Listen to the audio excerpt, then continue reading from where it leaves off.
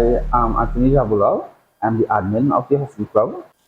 Hi, my name is Roger Dade, and I'm a Husky owner, and I'm also a member of the Husky Club.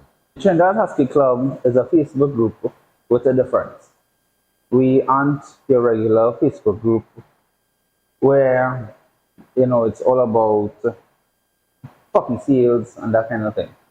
We are a group that's all about community, providing a safe space to share information. We try to have different events.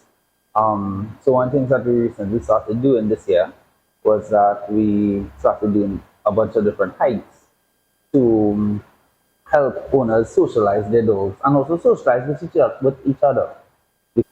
There are persons who are skeptical for a number of reasons. One of the persons, they aren't sure how the dogs would react.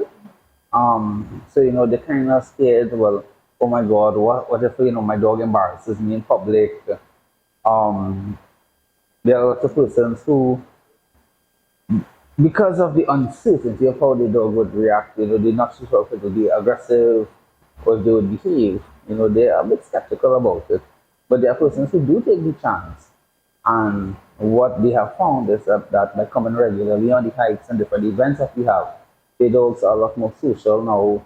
They have calmed down quite a bit. They also pick up little tips and tricks from other owners about what they're doing with their dogs. So, it's all about creating a community, where we not only share information, but we try to help each other out. And also, one of the things that we want to do as well is be a little bit more involved in donation work and trying to help shelters and that kind of thing. So, hopefully in the near future we could have fundraisers and, like recently we did a little donation drive to the Mustafa Project, where everyone, well, not everyone, but like persons from the club who wanted to help, they donated bags of chow and we carried it over to the Mustafa Project to help them because I know a lot of these shelters are struggling. So, firstly, I think in acquiring any pet, whether it's a husky, a parrot, a squirrel, a cow, you need to find the perfect pet that fits your lifestyle to begin with. I think that's something that a lot of persons don't take into consideration. They say, well, I like this breed of dog, I like this breed of cat, I'm going to get it. And then after, they don't do the proper research into what they're getting themselves into, and then they realize they're in over their head. For example, I know persons who say, well, okay, I like poodles, right? Now, a poodle is a dog that sheds quite a bit, right? But so happen they are allergic to fur, but they get a poodle. So, if you want to get a dog and you're allergic to fur, you need to get a hypoallergic dog. Something that's not going to shed and act up your allergies. Also, just in general, like for huskies, they are high maintenance. One, they require a lot of care in terms of grooming, socialization, and The energy level. energy levels is very, very high. Their prey drive as well is very high. So, which also leads back to socialization. Because if they aren't socialized properly, their prey drive is high. They can look at other smaller animals as prey. And, we have like persons who get into a bit of trouble with their dogs, killing cats and that kind of thing.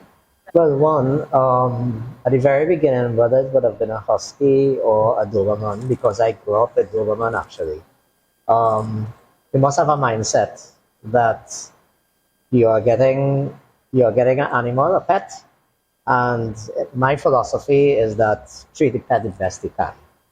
So they were fortunate that me and my wife, we are in it 100% with our two huskies. It's a lot of work, very time consuming, but it's a labor of love. And I wouldn't have it any other way actually, right now. I'm so proud of my dogs because of the effort that we put on them for them to be in the best physical shape, health-wise, and how they look I am proud of that, and I like to expose people to see that because I'm proud of it. It's hard work. So for people who want to get a husky, there are a lot of things that have to take into account. You need backspace, yard space. Can't have them cooped up for the day. If you're busy, forget about it because high end of the work dog category, they need their exercise. Right. And if they don't get exercise too, there are a lot of things that can happen, which they can become, they could turn into anxiety, which have some of my friends who have turned out like that, very young, because of not expressing their energy levels at a high pace. So those are some of the very main issues that potential husky owners have to take into account. Our pets are with love and with science. So we go by the book in terms of what they eat, what treats they have, and exercise level, vitamins. They get their vitamins every day. These are things that I don't know if a lot of people do. Because one additional thing a lot of people don't do is their worm out and their flea and tick medication. I have friends who have huskies. Yeah. They boast about their huskies, Yeah.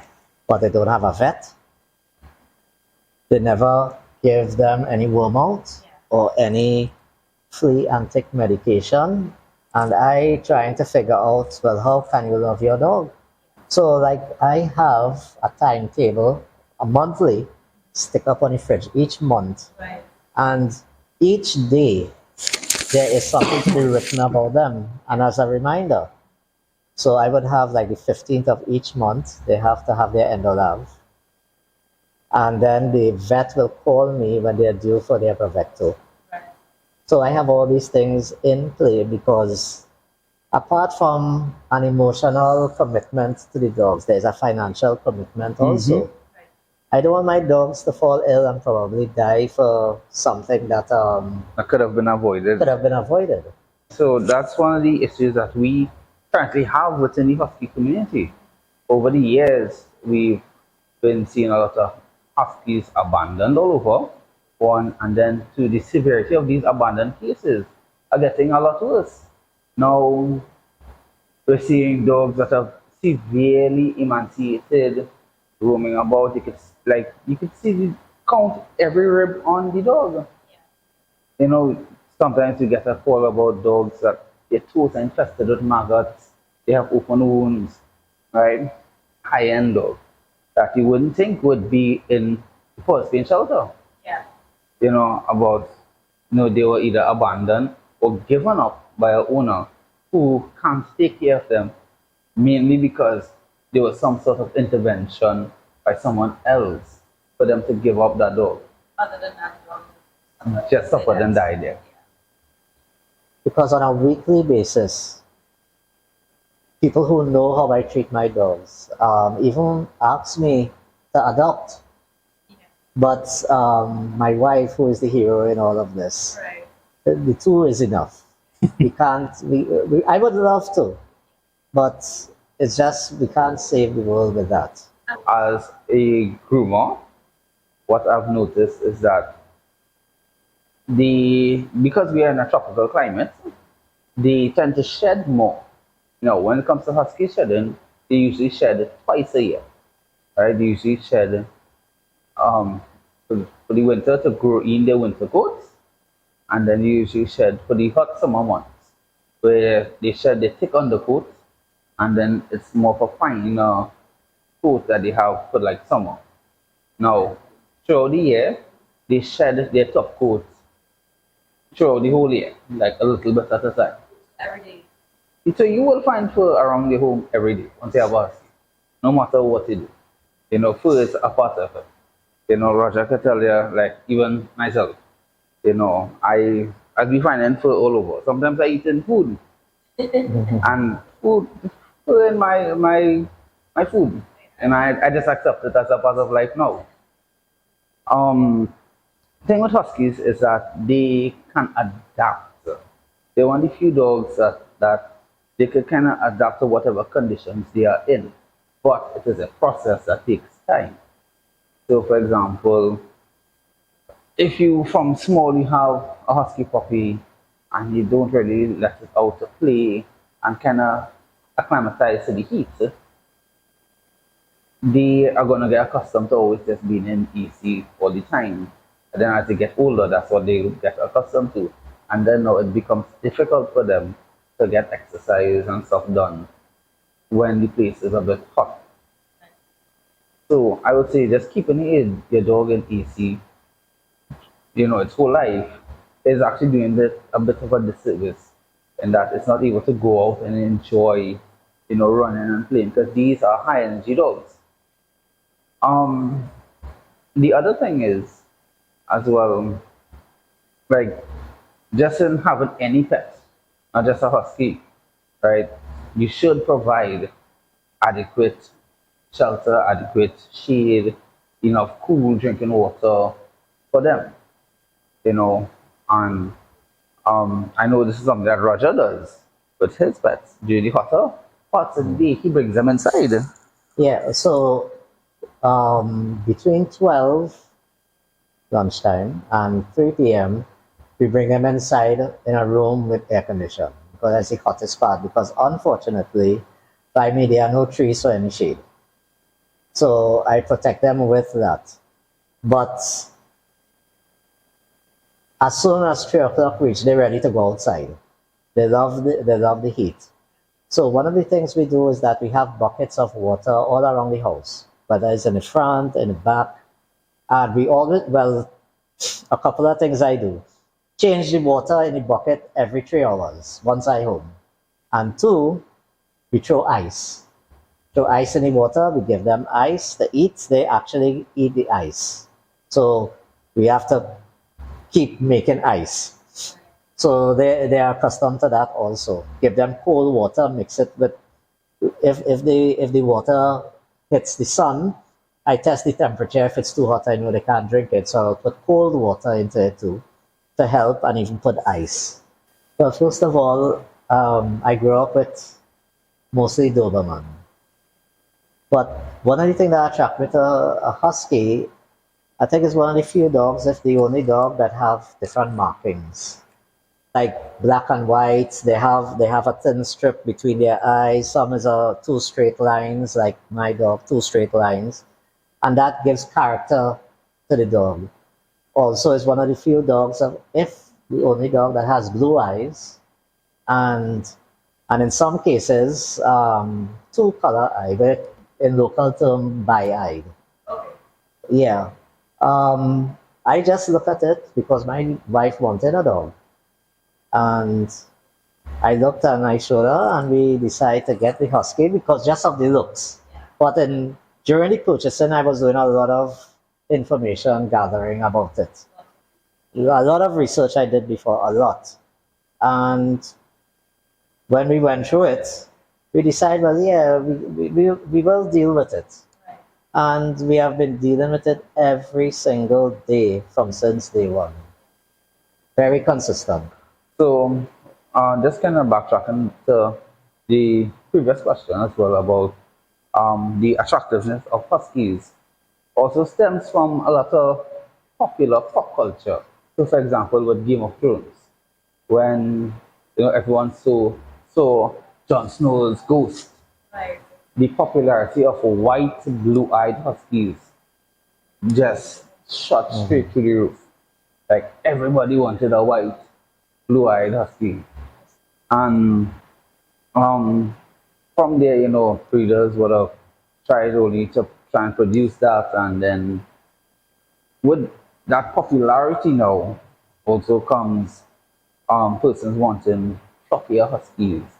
Now, the fluffier the dog, the more maintenance it's gonna be, right? One of the things that I've noticed as a former breeder, as a groomer, persons in general like the fluffier huskies. Those fluffier dogs come with a lot more work when it comes to grooming and maintenance. They're fur could become compacted and matted quite easily. You know, when it's matted, it pulls, it hurts the dog. It could also conceal like infections and like if they get cut and things like sometimes you might be trimming a dog down and then you realize that piece of matted fur was hiding a big open wound.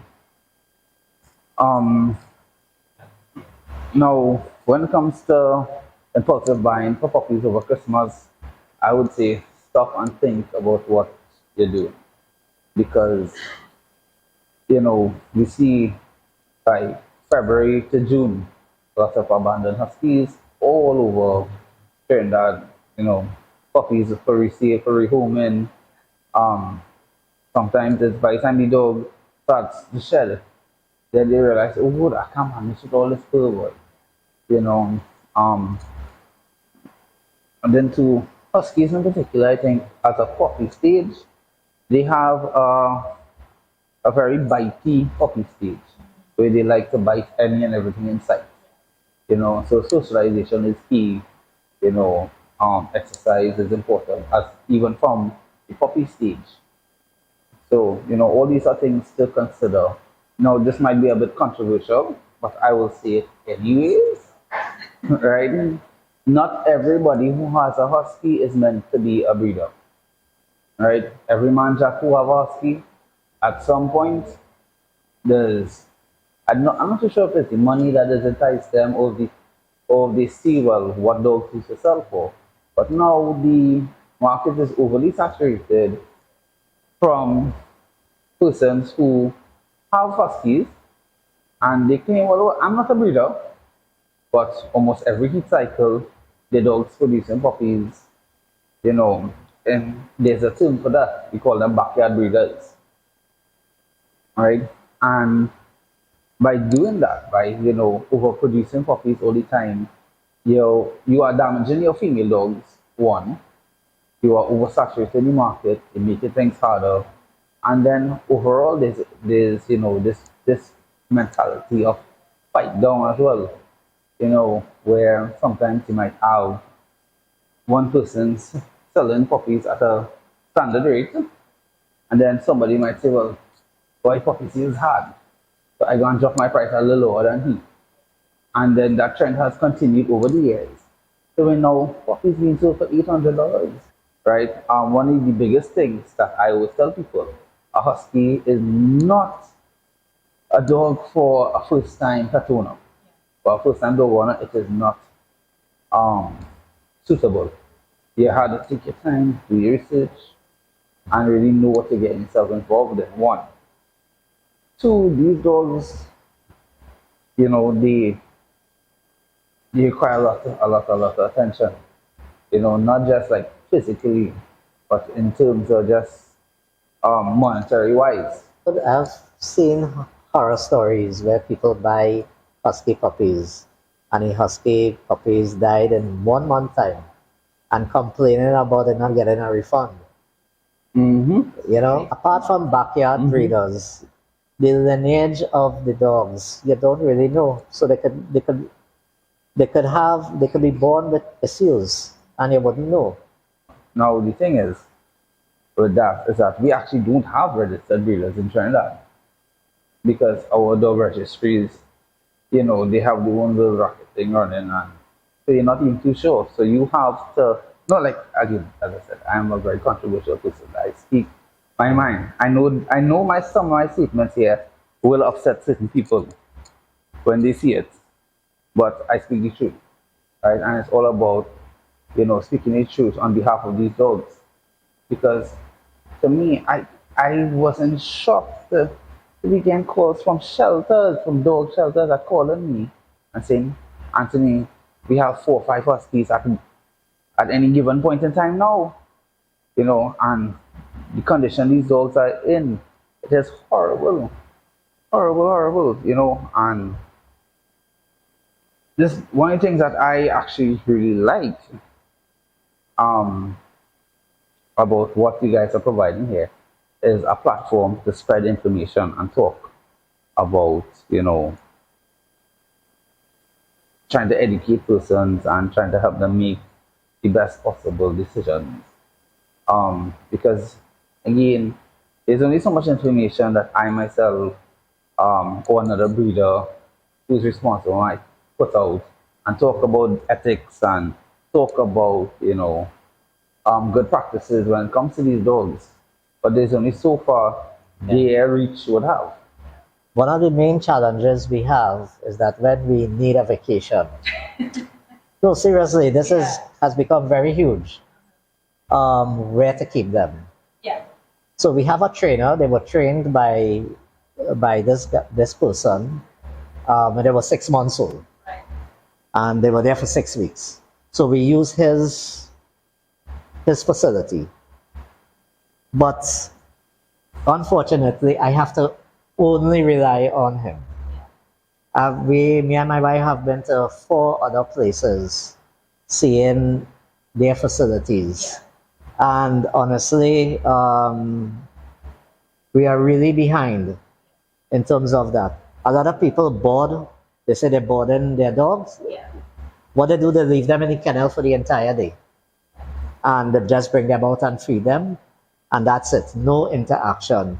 I pay a little extra because the trainer, he walks them morning and evening, and I have lifetime refresher training with them.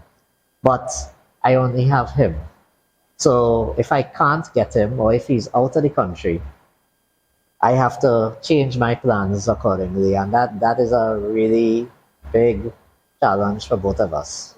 The 4 places that we went, it's the same thing. Board them for the whole day, no interaction, just let them out a little bit in the morning and in the night, and that's it. And my dogs don't even have a collar on. So they are free spirited. So that's a challenge as a dog owner in general have. But also the trainer was saying too, there's a difficulty when getting workers because workers are not really committed to the job. In terms of being a responsible pet owner, sometimes it means just putting your needs, their needs before yours. You know, sometimes it's you might want to go on that vacation, but you don't have someone to adequately take care of them. So you postpone it a bit, or even some medical cases. Say, well, okay, the yearly checkup is coming up. Well, I might miss this vet, but I want to make sure my dog, Of course, is healthy and up to date. yeah. Because we actually canceled a trip next week just to accommodate my dogs because we went September, came back, and we put the dogs on a particular diet based on vet recommendations, and we find it too soon to go back to the trainer. So we postponed it till when the dogs settle back down to a routine, and then probably we'll do it next year. So that's a sacrifice we make.